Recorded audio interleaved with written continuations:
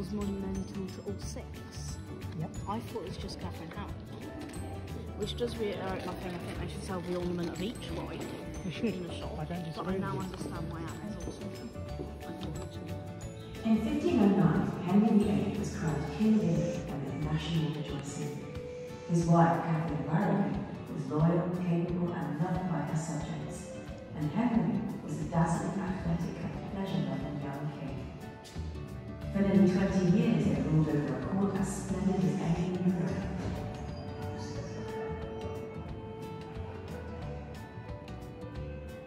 Catherine gave birth to their daughter, Princess Mary, in 1516, and the court celebrated. But Henry needed a son to inherit his crown. As the years passed and Catherine failed to give him what he most desired, the king began to look elsewhere. He fell passionately in love with the charismatic, fiery Anne Boleyn, who promised him that if he married her, she would give him a son. To free himself from his marriage to Catherine, Henry broke dramatically with centuries of tradition and declared himself head of the church in England. The country was torn apart. Henry enforced his decision with an iron will, and Catherine was banished from the court. In 1533, Henry married the triumphant Anne Boleyn, and she was crowned queen. Hampton Court was rebuilt in her honour, but she had enemies. Many still regarded Catherine as the true queen. To Henry's bitter disappointment, she gave birth not to the son she had promised, but to a daughter, Princess Elizabeth. Henry's passion for her soon cooled. The king pursued other women, including Anne's lady-in-waiting, Jane Seymour. Anne's old allies deserted her, and she was sent to the Tower accused of adultery with 5 men, including her own brother. I confess I have had jealous fancies, but God knows, and is my witness, that I have not sinned against him in any other way. Anne was beheaded at the Tower of London on the 19th of May, 1536. Thus I take my leave of the world, and you, and I heartily desire you all to pray for me. Just 11 days after Anne's execution, Henry married Jane Seymour. The news of Jane's pregnancy the following year was greeted with celebration across the country. Jane gave birth to Henry's long-awaited son and heir at Hampton Court. Prince Edward was christened in the Chapel Royal, but as the king and country rejoiced, Jane grew dangerously ill.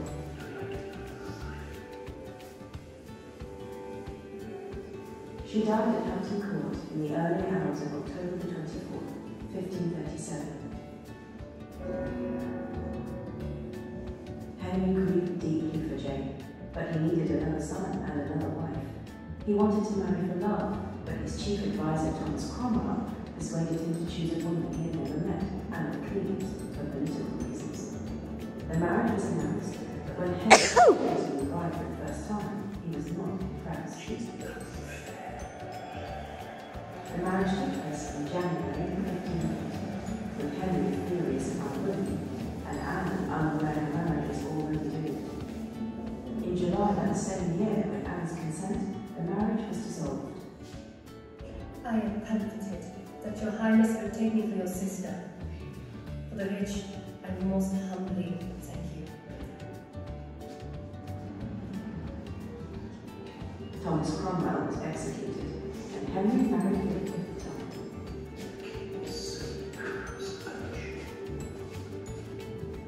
He'd fallen in love with teenage Catherine Howard.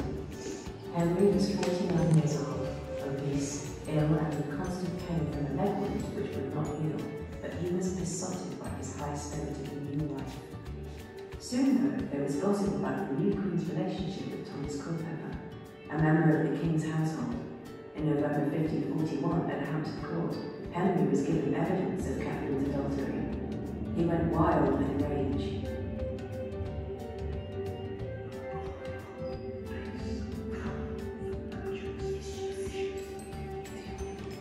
Her fear and remorse could not save her. treason on the 13th of February 1542.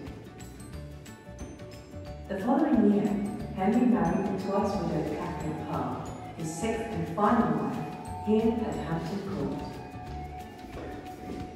She was known as a clever, virtuous and amiable woman, and became a friendly mentor to his children. But Catherine was also a religious reformer and made enemies at court. They plotted to have her arrested, but Catherine threw herself on Henry's mercy, and he forgave her. I am but a woman, with all the imperfections natural to the weakness of my sex. Therefore, in all matters of doubt and difficulty, I must refer myself to your Majesty's better judgment, as to my lord and heir. We have perfect friends.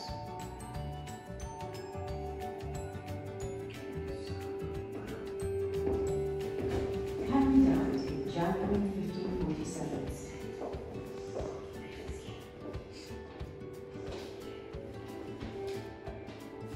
King Henry VIII had been desperate all his life for a male heir to carry on the Tudor dynasty.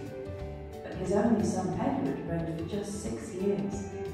After the reign of Queen Mary, it was Elizabeth, Henry's daughter by Anne Boleyn, who restored the fortunes of her father's dynasty, and became the longest reigning of all Tudor monarchs.